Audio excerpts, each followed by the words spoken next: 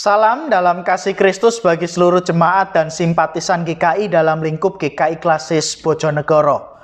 Hari ini kita akan merenungkan tema sempurna dalam ketidaksempurnaan. Diambil dari bacaan Yeremia pasal yang pertama, ayat keempat sampai yang ke-10. Saya akan membacakan khusus di ayat yang ke-7. Demikian. Tetapi Tuhan berfirman kepadaku, janganlah katakan, aku ini masih muda. Tetapi kepada siapapun engkau kuutus, haruslah engkau pergi. Dan apapun yang kuperintahkan kepadamu, haruslah kau sampaikan. Bapak, Ibu, dan Saudara, orang muda seringkali dianggap kurang berpengalaman, tak punya wibawa, dan belum layak untuk menjadi pemimpin. Bahkan seringkali anak-anak muda tidak diberikan kesempatan untuk belajar dari sebuah kegagalan. Sebab pada umumnya kita pengennya sesuatu yang langsung jadi dan kita tidak mau bertoleransi terhadap kegagalan. Padahal kita tahu bersama, seorang yang sukses ataupun berhasil bukan berarti ia tidak pernah gagal. Sebaliknya, orang yang berhasil adalah orang yang belajar dari kegagalan demi kegagalan di dalam kehidupannya. Dan mungkin inilah yang dialami oleh Yeremia ketika ia dipanggil dan dipilih oleh Tuhan untuk menjadi nabi bagi umat Israel. Bukan pekerjaan yang mudah tentunya, sebab orang Israel terkenal adalah bangsa yang tegar tengkuk dan bebal. Dan sebagai orang muda, hal yang lumrah jika Yeremia mengalami kegentaran. Wong yang sudah-sudah seringkali diabaikan, apalagi Yeremia seorang nabi yang masih muda. Namun demikian Bapak, Ibu, dan Saudara, ketika Tuhan menetapkan seseorang untuk menjadi alat di tangannya, ia sekaligus juga meneguhkan dan memperlengkapi mereka yang bersedia merespon panggilan Tuhan.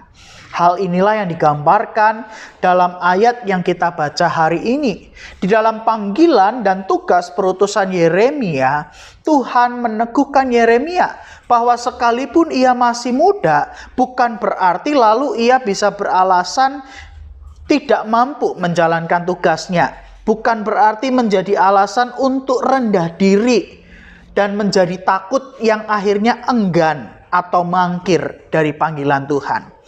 Sebaliknya Yeremia diingatkan bahwa kemanapun ia diutus dan apapun yang harus disampaikannya, Yeremia tidak boleh takut. Sebab di ayat yang ke-8 dikatakan, aku menyertai engkau. Hal ini menegaskan bahwa Yeremia tidak seorang diri. Yeremia tidak perlu cemas jika berhadapan dengan umat Israel. Melainkan dengan penuh keberanian ia harus mengingatkan dan menegur kesalahan umat Israel. Ia harus berani menyampaikan apa yang difirmankan Tuhan. Ia harus berani menyampaikan suara kebenaran yang mewakili suara Tuhan bagi umatnya. Dengan satu alasan, Tuhan beserta dengan Yeremia. Nah, saudara, sama seperti Yeremia, kadangkala kita merasa kecil dan punya banyak kekurangan.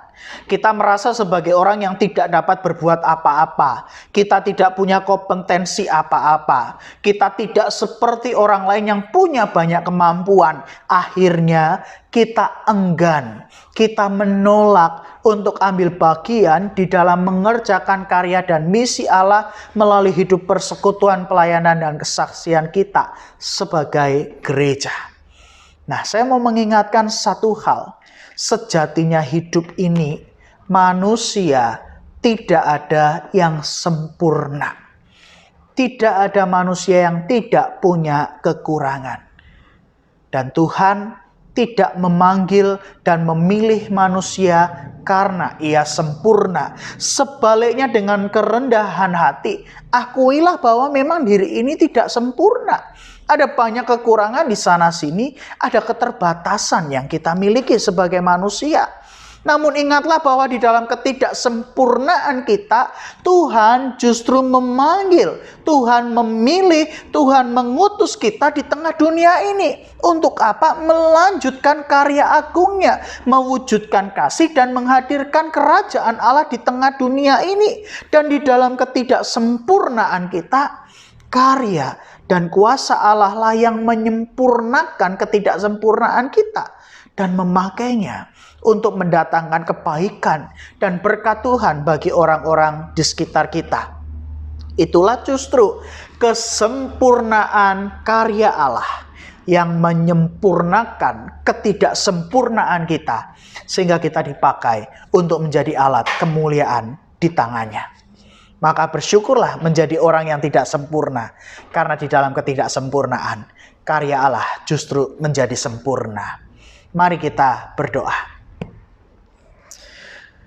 Tuhan, terima kasih karena Engkau menciptakan kami dengan segala kekurangan dan keterbatasannya. Terima kasih sekalipun kami tidak sempurna, Engkau bersedia memilih dan memakai kami untuk menjadi alat kemuliaan di tangan Tuhan. Maka ya Tuhan, inilah kami dengan segala keberadaan diri kami.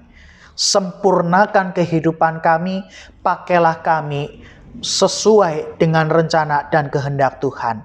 Dan jadikanlah kami sebagai alat di tangan Tuhan yang mewujudkan kasih Tuhan, yang menghadirkan kerajaan Allah di tengah dunia ini melalui laku kehidupan setiap kami.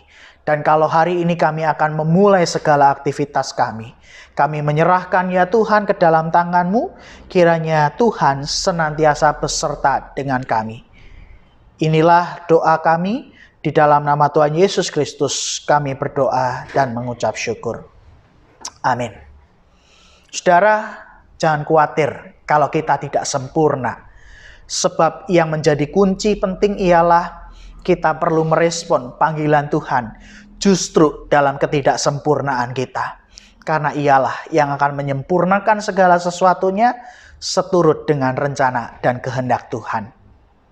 Sampai jumpa. Amin.